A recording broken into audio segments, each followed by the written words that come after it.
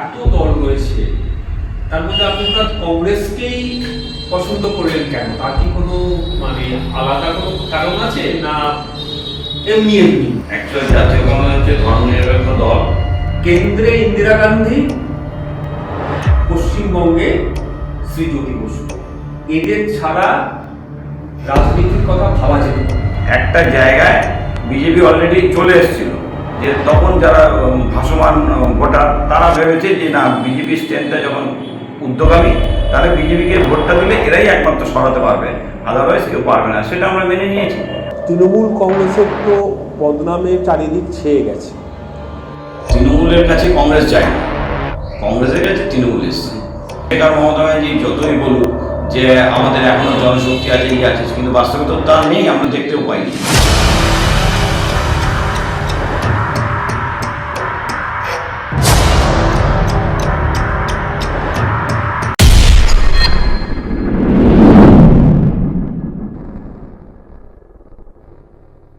প্রথমেই রাজনৈতিক অরাজনৈতিক যে মঞ্চ আমাদের একটা আছে, আমরা সকল বিখ্যাত মানুষদের আমরা ইন্টারভিউ নিয়ে থাকি। সেই পক্ষ থেকে আপনাকে প্রথমেই আমরা স্বাগত জানাচ্ছি এবং নমস্কার জানাচ্ছি। নমস্কার। আচ্ছা, আমার প্রথম প্রশ্ন আপনাকে, কবে থেকে আপনি কংগ্রেস দলটা করছেন? 1989 সাল থেকে আমি জাতীয় কংগ্রেসের সঙ্গে যুক্ত। আচ্ছা, একটা প্রশ্ন তো আমি করতেই পারি যে এত দল রয়েছে, তার মধ্যে আপনি কংগ্রেসকেই পছন্দ করলেন কেন? তার কি কোনো আলাদা কোনো কারণ আছে, না এমনি এমনি? অ্যাকচুয়ালি জাতীয় কংগ্রেস হচ্ছে ধর্মনিরপেক্ষ দল, আর ইন্দিরা গান্ধীর আদর্শে বিশ্বাসী হয়ে আমরা এই দলটি বেছে নিয়েছি। এই ইন্দিরা গান্ধীর নামটা বললেন, আমার খুব ভালো লাগলো, কারণ ওনাকে আমি কাছ থেকে অনেকবার দেখবার সুযোগ হয়েছে আমার। অসাধারণ নেত্রী, এবং একটা সময় এমনই ছিল যে কেন্দ্রে ইন্দিরা গান্ধী, পশ্চিমবঙ্গে শ্রীজ্যোতি বসু, এদের ছাড়া রাজনীতির কথা ভাবা যেত না।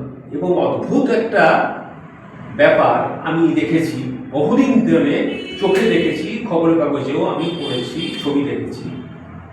যতবার ইন্দিরা গান্ধী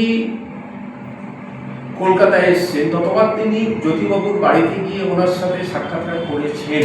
ততবার, ঠিক জ্যোতিবাবুও যতবার দিল্লি গেছেন, ইন্দিরা গান্ধীর বাড়িতে গিয়ে উনি নানা রকমের রাজনৈতিক আলোচনা করেছেন। এই যে একটা অসাধারণ সৌজন্যতা বোধ, যে রাজনৈতিক মতাদর্শের ফারাক থাকতেই পারে, সেটা কোনো ফ্যাক্টর নেই, কিন্তু দুই মহান নেতা এবং নেত্রী, এদের মধ্যে যে অদ্ভুত একটা মিলমিশ, যার জন্যে ভারতীয় রাজনীতিটা অনেকটা ওপরে উঠে গেছিল, সেটা আর এখন খুব একটা দেখতে পাওয়া যায় না। এটার কি কারণ বলে আপনার মনে হয়? এটার অ্যাকচুয়াল কারণ হচ্ছে যে যারা নিচু স্তরে রাজনীতি করে, তারা তাদেরকে তাৎক্ষণিক একটা কিছু চায়। যারা উপর লেভেলে নেতৃস্থানীয়, তারা জানে এটা একটু দীর্ঘস্থায়ী রাজনীতি, একদিনের না, রাজনীতি চিরস্থায়ী। এবার নিচু স্তরে যারা, তারা কি করে, ক্ষণিকের চিন্তা ভাবনা করে তারা একে অপরের সঙ্গে গৃহযুদ্ধ, অপরের সঙ্গে ঝগড়া ঝামেলা, এটা করার চেষ্টা করে, যার ফলে রাজনীতির এই পটভূমিটা হারিয়ে যাচ্ছে আস্তে আস্তে। আচ্ছা, এবারে 2026-এর যে নির্বাচনটা হলো, আপনি কংগ্রেসের প্রার্থী হয়ে দাঁড়িয়েছিলেন। দুর্ভাগ্যক্রমে মানুষ আপনাকে রিজেক্ট করেছে, আপনি পরাজিত হয়েছেন। এর ব্যাখ্যা আপনার কাছে কি কিছু আছে? যদি থাকে একটু কাহিনী আমাকে বলুন। ব্যাখ্যা তো অবশ্যই আছে। ব্যাখ্যা হচ্ছে, লোক এই 15 বছরের তৃণমূলের শাসনটা মেনে নিতে পারেনি। এবার তারপরে ফলে কি হয়েছে, লোক চিন্তা করেছে যে এই দলকে উৎখাত করতে কে পারবে।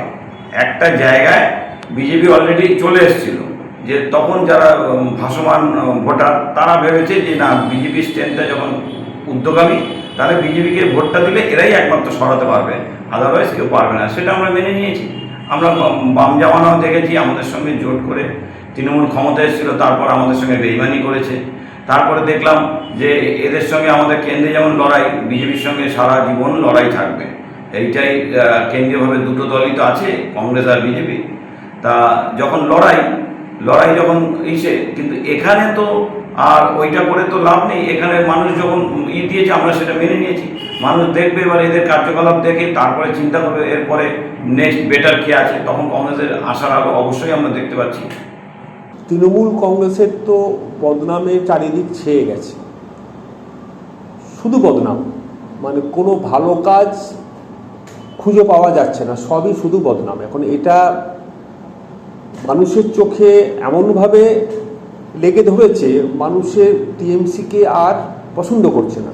সেই টিএমসির অভিষেক বন্দ্যোপাধ্যায় বা শ্রীমতী মমতা বন্দ্যোপাধ্যায় এনারা যদি গিয়ে আলটিমেটলি সোনিয়া গান্ধীর হাত ধরে কংগ্রেসে যদি যোগ দেয়, সে আলাদা দল হিসেবে জোটসঙ্গীও হতে পারে বা ডাইরেক্ট কংগ্রেসেও যদি যায়, সেটা কি কংগ্রেসের পক্ষে খুব একটা ভালো হবে? কারণ আমি সাধারণ মানুষকে অনেককে বলতে শুনেছি এবং আমার সাথে তাদের খুবই ভালো সম্পর্ক, পরিষ্কার বলছে যে যাদের আমরা ভোট দিয়ে সরালাম, মানে যাদের আমরা সরানোর জন্য অন্য দলকে ভোট দিলাম, সেই তাদেরকেই যদি কংগ্রেস আবার নেয়, তাহলে তো আমাদের এত কষ্টের কোনো ফলাফল আর থাকলো না। সেই বেনজল গিয়ে কংগ্রেসেই ঢুকলো, তখন তো সেই কংগ্রেসের বদনাম আবার হবে।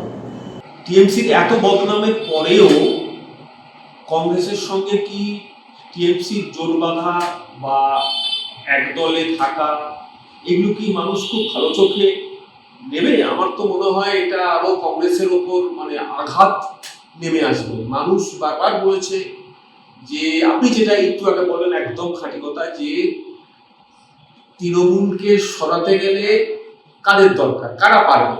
এই মুহূর্তে তাদের মনে হয়েছে ভারতীয় জনতা পার্টি পারবে, কিন্তু ভারতীয় জনতা পার্টি পারলেও বটে, কিন্তু টিএমসি সরল সেটাও বটে, কিন্তু সেই কেন্দ্রে গিয়ে যদি আবার হাত মেলায়, তাহলে তো মানুষের কংগ্রেসের প্রতি যে যতটুকু ভক্তি আস্তে আস্তে ফিরে আসছে আমার মনে হয়েছে, সেটা তো আবার চলে যাবে। এই ব্যাপারে আপনার স্বাধীন মতামত আমি জানতে চাইছি। তৃণমূলের কাছে কংগ্রেস যায়নি, কংগ্রেসের কাছে তৃণমূল এসছে। এবার স্বাভাবিক কারণেই যে কেউ যদি আমার ঘরে আসে, আমি তো দরজা খুলবো যে এসে বসুক, কথাবার্তা আলোচনা চলতেই পারে। সেই ক্ষেত্রে কংগ্রেস, অল ইন্ডিয়া কংগ্রেস চিন্তা করেছে যে কংগ্রেস তো একটা নিজস্ব সমীক্ষা চালাবে যে তৃণমূলের রাজ্যে কি প্রভাব আছে এই মুহূর্তে, মানে পরাজয়ের পরে কি প্রভাব আছে। এবার অভিষেক আর মমতা ব্যানার্জি যতই বলুক যে আমাদের এখনো জনশক্তি আছে, এই আছে, কিন্তু বাস্তবে তো তা নেই, আমরা দেখতেও পাইনি। যদি সেটা যদি দেখে, এবার আমরা চাইছি বা অল ইন্ডিয়া কংগ্রেসও চাইছে যে আমাদের ঘরে যেহেতু আসছে, এবার তাদেরকে নেতৃস্থানীয় তাদেরকে হয়তো নিয়ে বসিয়ে রাখবে, কিন্তু তৃণমূল দল তো শেষ। সেটার জন্য তো আর নতুন করে ভাবনা চিন্তা করতে হবে না কাউকে।